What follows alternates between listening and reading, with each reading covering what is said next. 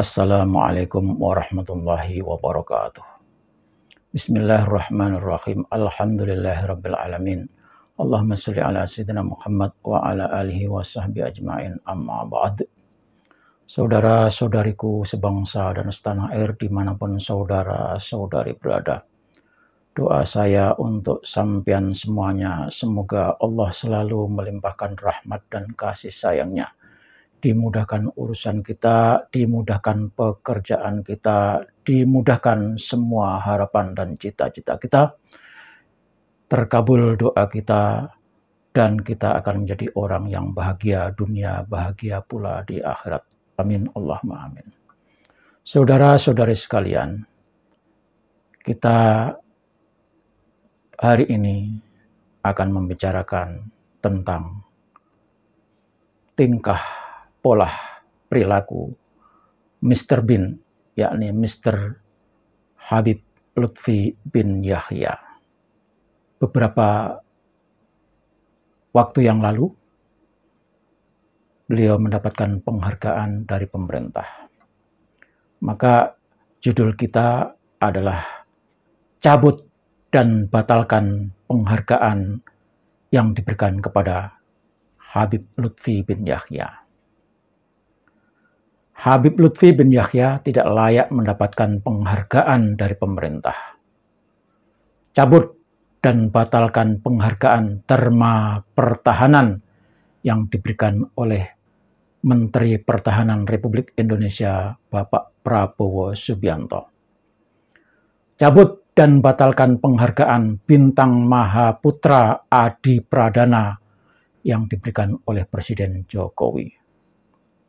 Pecat dari Ketua Jam'iyah Thariqah Mu'tabarah An-Nahdiyah yang ada di bawah Nahdlatul Ulama yang kita kenal namanya Jatman. Orang sealim apapun, sewali apapun, sekasyaf apapun, setembus apapun pandangannya, mau tembus langit kek, tembus bumi kek, tembus tembok kek, tembus gunung kek, tembus laut kek, atau tembus udara.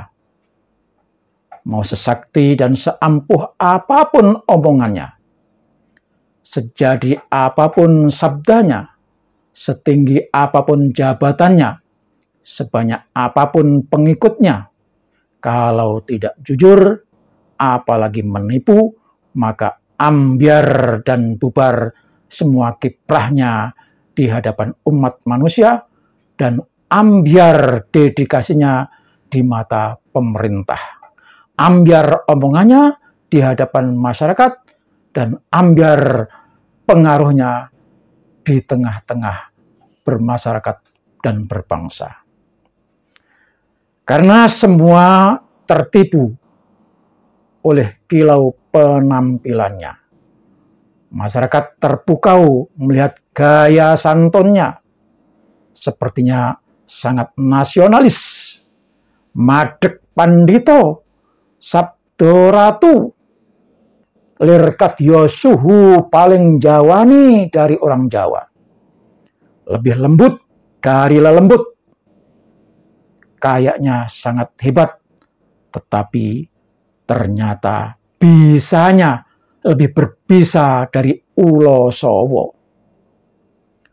Masyarakat tertipu karena secara diam-diam dan secara tersembunyi telah melakukan kebohongan halus yang berdampak sangat buruk bagi mental dan spiritual generasi muda yang akan datang. Semua yang dilakukan seakan demi nusa dan bangsa. Seakan tulus dalam mengabdi, seakan menjadi tokoh paling ikhlas. Ternyata ada udang di balik rempeyek demi menancapkan kekuasaan dan pengaruh Ba Alawi di negeri Indonesia tercinta ini. Bohong adalah pokok semua kesalahan. Pembohong tidak akan membawa kebaikan, tetapi akan membawa pada kehancuran dan menjerumuskan ke dalam neraka. Na'udzubillah.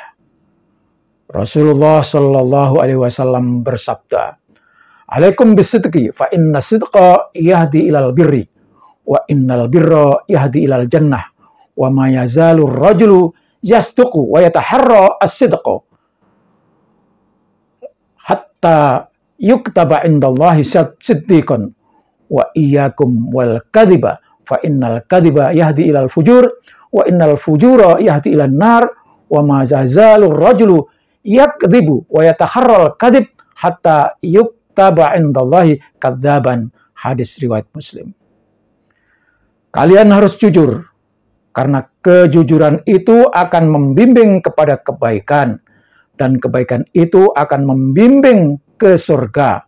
Seseorang yang senantiasa berlaku jujur dan memelihara kejujuran, maka ia akan dicatat sebagai orang yang jujur di sisi Allah. Dan hindarilah dusta atau bohong, karena kedustaan, kebohongan itu akan menggiring kepada kejahatan, dan kejahatan itu akan menjerumuskan ke neraka. Seseorang yang senantiasa berdusta dan memelihara kedustaan, maka ia akan dicatat sebagai pendusta di sisi Allah. Na'udzubillah, summa na'udzubillah. Pembohong macam beliau itu tidak boleh dipercaya omongannya. Kalau pembohong menjadi sanad hadis, menyandarkan ucapan, dalam istilah hadis, sanad yang menceritakan itu bohong, maka hadisnya itu tidak sahih. Pembohong tidak boleh dipercaya omongannya. Kalau umpamanya pembohong itu menjadi sandaran hadis atau perawi hadis, maka omongannya itu ditolak dan orang itu tidak boleh diterima ceritanya atau pembicaraannya. Itu dalam hadis. Dikisahkan, suatu hari Imam Bukhari mau mengambil sanad hadis dari seseorang. Dicarilah orang itu sampai ke kampung di mana orang itu tinggal. Imam Bukhari bertanya kepada penduduk kampung itu, "Di manakah Bapak yang punya sanad hadis sampai kepada Rasul itu berada?" Tanya Imam Bukhari. Penduduk kampung itu menjawab dan memberitahu kalau orang yang dicari itu sedang mengejar kudanya yang lepas dari kandang. Imam Bukhari lalu memburu orang itu hingga ke ladang. Sampai di ladang, Imam Bukhari melihat orang yang sedang dicari itu membawa kain hijau diayun-ayunkan ke atas demi menipu kudanya agar mendekat, seakan-akan kain hijau itu adalah rumput yang disukai oleh kuda. Maka mendekatlah kuda itu. Karena melihat kebohongan dan ketidakjujuran serta penipuan atas kuda itu, maka Imam Bukhari membatalkan untuk mengambil sanad hadis dari orang tersebut. Masya Allah. Sampai segitunya pentingnya kejujuran dalam masalah hadis, masalah pembicaraan. Nah, ini melakukan kebohongan, dan kebohongan itu sudah terbongkar diketahui oleh banyak orang. Maka selayaknya memang tidak bisa dipercaya. Soal bukti kebohongan, jejaknya telah terbuka dan tersebar luas, tak bisa dipungkiri. Masyarakat sudah cerdas, bisa mengetahui dari berbagai sumber yang beredar di media. Baik media elektronik, media informasi, dan media sosial. Dan ini ada buku sampah yang ditulis Mukhdar yang katanya adalah murid Habib Lutfi bin Yahya. Saudara, ini adalah contoh bukti kebohongan Habib Lutfi bin Yahya. Buku ini ditulis oleh Mukhdar, tetapi Mukhdar menyatakan bahwa yang tertulis di dalam buku ini semuanya adalah dari Habib Lutfi, walaupun ada tambah-tambahan sampah yang masuk ke dalam buku ini. Insya Allah buku ini akan kita kupas dan kita telanjangi kebohongan-kebohongannya. Wassalamualaikum warahmatullahi wabarakatuh.